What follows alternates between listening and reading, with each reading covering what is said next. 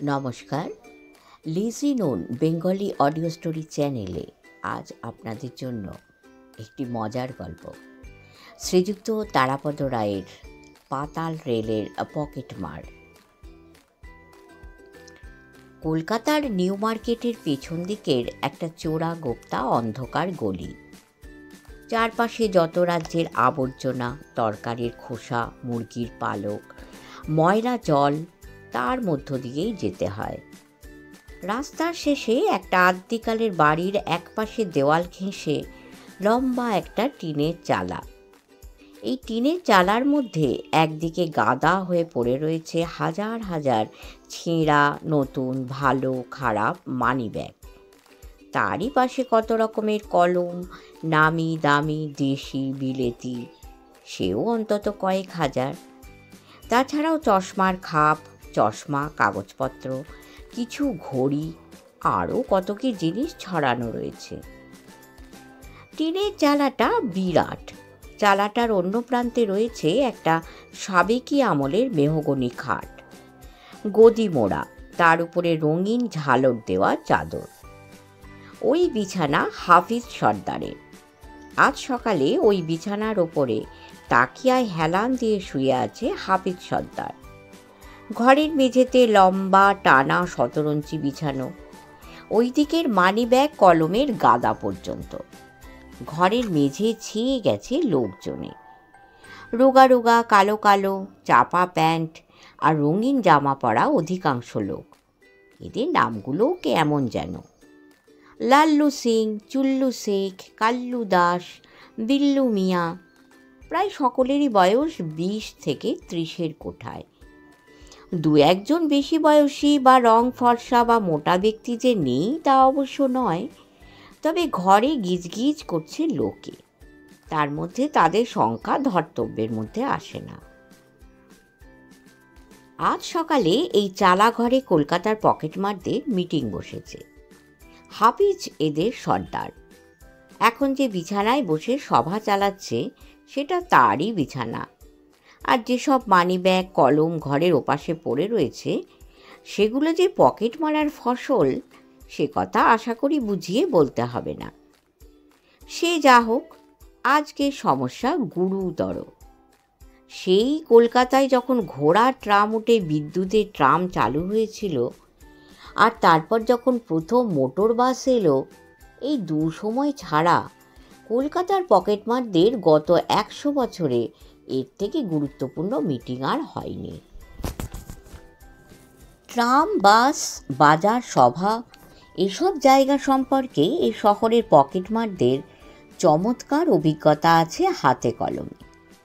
কিন্তু পাতাল রেল ব্যাপারটা একেবারে নতুন। পকেটমারদের যা কিছু কেরামতি বাস ট্রামের দরজায়, কিন্তু শোনা যাচ্ছে যে পাতাল রেলের কামরার দরজা গাড়ি ছাড়া মাত্রই একা একা বন্ধ হয়ে যাবে, আর তারপরে না থামা পর্যন্ত আর খুলবেই না। যদি তাই হয় সে খুবই দুশ্চিন্তার কথা। তাছাড়া চওড়া সিঁড়ি, অনেক আলো, কোনোটাই পকেটমারদের পক্ষে শুভ সংবাদ নয়। সবচেয়ে বড় কথা অভিজ্ঞতার অভাব। পকেট মারার কাজটা খুবই নিখুঁত হাতের ব্যাপার। যার যেখানে অভিজ্ঞতা ও অভ্যাস, যে যেখানে রপ্ত করেছে, সে সেখানেই পকেট মারে। দোতলা বাসের সিঁড়িতে যে পকেট মারে, একতলা বাসের দরজায় যত লোভনীয় খদ্দেরই থাক সে চেষ্টা করবে না। আবার একতলা বাসের দরজার লোকটি ভুলেও কোনো দিন যতই আকর্ষণ থাক ট্রামের দরজায় ব্যবসা করবে না। যে যেখানে যে ব্যাপারে বিশেষজ্ঞ সে সেখানেই থাকবে। অন্যত্র কাজের চেষ্টা করা তার পক্ষে বিপজ্জনক। কিন্তু এখন কোথাও গিয়ে কিছু শেখা যায় যদি তবেই রক্ষা, তা না হলে ধনে প্রাণে মরতে হবে। পকেটমাররা যতদূর খোঁজ নিয়ে জেনেছে এদেশে কোথাও পাতাল রেল নেই। সুতরাং 2-4 মাস অন্য কোনো শহরে গিয়ে হাতে কলমে ট্রেনিং নিয়ে আসবে, তাও হবার নয়। কি করা যাবে এ অবস্থায়? হাফিজ সর্দারের ঘরে আজকের মিটিংয়ের আলোচ্য বিষয় এই একটাই। সিল্কের লুঙ্গি, বিরাট গোঁফ, খালি গা, গলায় সোনার বিরাট ধুকধুকি। হাফিজ সর্দার চিন্তিত মুখে বিছানায় বসে রয়েছে, আর খাটের নিচে মৃদু গুঞ্জনে ব্যস্ত হয়ে রয়েছে কলকাতার অব্যর্থ পকেটমারেরা। ভাবী দিনের অনিশ্চয়তায় অস্থির সবাই।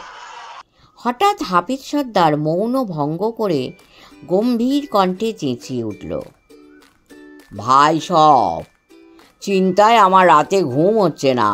এখন কি করবে তোমরাই ঠিক করো। লাল্লু সিং শিয়ালদার ট্রামে পকেট মারে। শিয়ালদায় পাতাল রেল যাচ্ছে না, তাই সে একটু নিশ্চিন্ত। তার মাথাও ঠান্ডা। সে বলল, পাতাল রেল 2-4 মাস কেন, 2-4 বছরেও হবে না। এই নিয়ে ভাবনা করে এখন থেকে কি লাভ? সঙ্গে সঙ্গে 4-5 জন খেঁকিয়ে উঠল, আই চুপ, তোমার লাইনে অসুবিধা নেই তাই মাতব্বরি করছো? আমরা যারা চৌরঙ্গি ট্রামে বাসে পকেট মারি, আমাদের পাতাল রেলের ভয়ে হাত পা ঠান্ডা হয়ে যাচ্ছে। কাল্লু দাস পার্ক স্ট্রিটের মোড়ের কারিগর। সে বলল, আমি পকেট থেকে হাত দিয়ে যখন মানি ব্যাগটা সরাচ্ছি, তখন যদি কামরার দরজাটা বন্ধ হয়ে যায়, হাত শুদ্ধ গাড়ির দরজায় আটকে গিয়ে ঝুলতে ঝুলতে পরে স্টেশন অবধি যেতে হবে। ধরা তো পড়বই, হাতটা চিরকেলের মতো নষ্ট হয়ে যাবে। নানা রকম কথা কাটাকাটি হতে লাগলো। কেউ বলে পকেট মারা ছেড়ে দিয়ে এরপর থেকে সিনেমার টিকিট ব্ল্যাক করবে। আরেকজন বলে কাটা ফল বেচবে। বিল্লু মিয়া বলল তাদের বাপ ঠাকুরদার চুল কাটার ব্যবসা, সেও এখন থেকে তাই ধরবে। কিছুক্ষণ আবোল তাবোল শোনার পর হাফিজ সর্দার এক ওঙ্কারে সবাইকে থামিয়ে দিল। হিন্দি সিনেমার হিরোর মতো গর্জন করে সে বলল, খামোশ, থামো। হাফিজ সর্দারকে কলকাতার পকেটমাররা প্রত্যেকে বাঘের মতো ভয় পায়। তার গর্জনে মুহূর্তের মধ্যে সকলের কথাবার্তা থেমে গেল। এবার হাফিজ সর্দার তার দেশওয়ালি ভাষায় সমবেত পকেটমারদের যা বলল তা খুবই সুচিন্তিত এবং সর্দারের যোগ্য কথা। সর্দারের বক্তব্য হলো, সামান্য এক পাতাল রেলের জন্যে আর্টিস্টরা মানে পকেটমারেরা, যারা নিজেদের আর্টিস্ট বলে থাকে, তাদের বহু কর্মের বহু সম্মানের পেশা ত্যাগ করতে হতে পারে না। এই পাতাল রেল কলকাতার আর্টিস্টদের সামনে এক অসামান্য চ্যালেঞ্জ তুলে ধরেছে। কলকাতার আর্টিস্টরা যারা সারা পৃথিবীতে বিখ্যাত, যারা অঙ্গুলি হেলনে অসাধ্য সাধন করতে পারে, তারা কি এই চ্যালেঞ্জ গ্রহণ করবে না? তারা কি চোরের মতো পালিয়ে যাবে এই চ্যালেঞ্জের সামনে থেকে? হাফিজ সর্দারের এই ওজস্বিনী বক্তৃতা শুনে কলকাতার আর্টিস্টরা অর্থাৎ পকেট মারেরা নড়ে চড়ে বসল। হাফিজ সর্দার বলে চলল, ভাই সব, সামান্য পাতাল রেলের ভয়ে আজ যদি আমরা পালিয়ে যাই, তাহলে তার চেয়ে আর লজ্জার কথা কি হতে পারে? ছিঁচকে চোরেরা, ছেনতাই পার্টিরা আমাদের দুয়ো দেবে। বাটপাড়ের জগতে আর আমরা মুখ দেখাতে পারবো না। আমাদের পকেটমারি পাতাল রেলে চালাতেই হবে। হাফিজ সর্দার জানালো, সে বহু কষ্টে খবর জোগাড় করেছে যে বিলেতে, আমেরিকায় ও অন্য যেসব দেশে পাতাল রেল আছে সেখানেও পকেটমার আছে। আর যদি সেই সব সাহেবদের দেশের পাতাল রেলে পকেটমারি চলতে পারে, তো কলকাতাতেও চলবে। এবার প্রশ্ন উঠল, সেখানে কি করে পকেটমারেরা কাজ করে সেটা তো জানা দরকার। হাফিজ সর্দার বলল, সেটা ঠিক কথা, সেই জন্য তোমরা চাঁদা দেবে, আমি বিলাত যাব, গিয়ে দেখে আসব সেখানকার পকেটমারদের কীর্তিকলাপ, ফন্দি প্যাঁচ। তারপরে সে তোমাদের সব শিখিয়ে দেব। এতক্ষণে সমবেত পকেটমাররা সকলেই আজকের মহতী সভার উদ্দেশ্য বুঝতে পারল। সবাইকে এখন কষ্টের টাকা দিয়ে সর্দারকে বিলেত পাঠাতে হবে।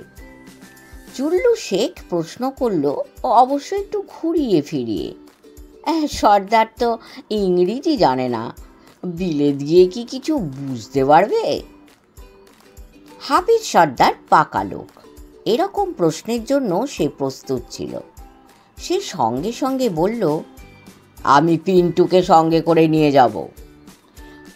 পিন্টু একজন ছোকরা ফিরিঙ্গি পকেটমার, সে ইংরেজিতেই কথা বলে। কিন্তু সর্দারের কথা শুনে সাকরেতরা আরও ঘাবড়ে গেল। শুধু একজন নয়, সর্দার ছাড়া পিন্টুরও ভাড়ার টাকা তাহলে তাদের দিতে হবে। ব্যাপার বেশ গোলমেলে হয়ে উঠেছে। এমন সময় বুড়ো পকেটমার কাল্লু দাস, সে হাফিজেরই বয়সী, হঠাৎ দুম করে বলে বসল, হ্যাঁ সর্দার, তুমি তো গদিতে বসে শুধু বকরা নাও। তুমি কলকাতার পকেটমারি শিখলে না, আর বিলেতের পকেটমারি তুমি কি শিখবে? ঘরের আবহাওয়া রীতিমতো উত্তপ্ত হয়ে উঠল। বচসা চেঁচামেচি থেকে প্রায় হাতাহাতি পর্যন্ত। হাফিজ সর্দার অগ্নিবর্ণ চোখ করে খাটের উপর থেকে তর্জন গর্জন করতে লাগলো। অবশেষে কয়েকজন ঠান্ডা মাথার পকেটমার মধ্যস্থতা করে ব্যাপারটাকে আপাতত ধামাচাপা দিল। কোনো কিছু সিদ্ধান্ত না নিয়ে সভা ভাঙতে বসেছে। এমন সময় দেখা গেল ঘরের শেষ মাথায় দেওয়ালে ঠেস দিয়ে বসে আছে মোটা তারু, আর খুব খুব করছে। সে হাসছে না কাশছে বোঝা যাচ্ছে না। হাসাই স্বাভাবিক, কারণ তারু লোকটা একটু ফাজিল, বিনা কারণেই হাসে। এমনকি পকেট মারার মুখ্য মুহূর্তে খদ্দেরের পকেট থেকে মানি ব্যাগ তুলে নেওয়ার গোপন ক্ষণেও সে ফিক করে একটু হেসে ফেলে। এই গুরুত্বপূর্ণ সভায় তার এই অহেতুক হাসির কারণ কেউই ঠিক বুঝে উঠতে পারল না। হাফিজ সর্দার তো ভীষণ ক্ষেপে গেল, চেঁচিয়ে উঠল, এই মোটা তারু, এত হাসির কি হয়েছে রে? মোটা তারু হাসতে হাসতেই উঠে দাঁড়িয়ে তার জামার উপরের দুটো বোতাম খুলে গেঞ্জির ভিতরে হাত দিয়ে 5-7টা মানি ব্যাগ বার করে আনলো। তারপর গোটা চারেক ফাউন্টেন পেন বার করলো প্যান্টের সাইড পকেট থেকে। যে কোনো সফল পকেটমারের কাছেই কয়েকটা কলম বা মানি ব্যাগ থাকবে, সেটা আশ্চর্যের কিছু নয়। কিন্তু আসল আশ্চর্যের বিষয় হলো মোটা তারু যা জানালো সেই ব্যাপারটা। মোটা তারুর বক্তব্য হলো যে এই মানি ব্যাগ আর কলমগুলো সবই সে পাতাল রেলের কামরা থেকে পকেট মেরে পেয়েছে। সবাই এ কথা শুনে একেবারে স্তম্ভিত হয়ে গেল। তাহলে কি তারু এর মধ্যে বিলেত আমেরিকা কোথাও থেকে ঘুরে এসেছে? তারু লোকটা ফাজিল বটে, কিন্তু মিথ্যেবাদী নয়। কিন্তু ও তো ইংরেজি টিংরেজি জানে না, বিলেতে বা আমেরিকায় কি করে কাজ চালালো? তারু একটু হেসে বলল, বিলেত টিলেত নয়, এই কলকাতার পাতাল রেল থেকে এসব পেয়েছি। সবাই অবাক। কলকাতায় পাতাল রেল কোথায়? সে তো আরম্ভ হতে কয়েক মাস দেরি রয়েছে। তারও বলল, এই গতকাল দুপুরে এই পার্ক স্ট্রিটের মোড়ে একটা 6 নম্বর বাস তাক করছিলাম। এমন সময় দেখি গাড়ি করে লোকজন, বাবু সাহেব নেমে সবাই পাতাল রেলের নতুন সিঁড়ি দিয়ে নামছে। আমিও তাদের পিছু নিলাম। কেউ আমাকে ভালো করে খেয়ালই করলো না। সবাই রুদ্ধশ্বাসে শুনছিল। তারু একটু থামতেই সবাই চেঁচিয়ে উঠল, এই তারপর তারপর? মোটা তারু অল্পেই হাঁপিয়ে যায়। সে একটু দম নিয়ে বলল, হ্যাঁ, কি ঝলমলে ঝকঝকে প্ল্যাটফর্ম! এই সিঁদুর পড়ে গেলে সিঁদুর কুড়িয়ে নেওয়া যায় সেখান থেকে। তারপরে গাড়ির কামরা, সিট সব চমৎকার। বাবু সাহেবরা সবাই খুশিতে ভরপুর হয়ে কামড়ায় কামড়ায় উঠে পড়ল, আমিও উঠলাম। সবাই আত্মহারা। গেটের কাছে যখন ধাক্কাধাক্কি করে সবাই উঠছে, আমি হাতিয়ে ফেললাম এসব কলম, মানি ব্যাগ। এরপর ধীরে ধীরে তারু বর্ণনা করলো কিভাবে পাতাল রেলের কামরার দরজা খোলে, বন্ধ হয়, সিটের সারির বাঁকে ঠিক কোন জায়গায় দাঁড়ালে হাত সাফাইয়ের সুবিধে হবে। এরপরের ঘটনা অতি সংক্ষিপ্ত। পাতাল রেলে পকেট মারো এই নামে নতুন ট্রেনিং ক্লাস চালু হয়েছে কলকাতার পকেটমারদের জন্য। বলা বাহুল্য, মোটা তারুই সেই ক্লাসের প্রিন্সিপাল। হাফিজ সর্দারের আর বিলেত যাওয়া হয়নি। শুনলেন তো একটা ছোট্ট হাসির গল্প। যদি ভালো লেগে থাকে আমাদের চ্যানেলটি অবশ্যই সাবস্ক্রাইব করে আমাদের পাশে থাকবেন। আমাদের এই ছোট্ট প্রচেষ্টাটি এগিয়ে নিয়ে যেতে সাহায্য করবে। ঈশ্বরের করুণায় সবাই খুব খুব খুব ভালো থাকবেন। নমস্কার।